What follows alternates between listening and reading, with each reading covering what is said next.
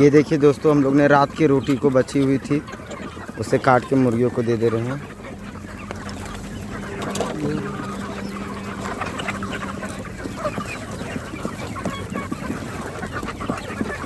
रात की बची रोटी को हम लोग मुर्गियों को दे दे रहे हैं।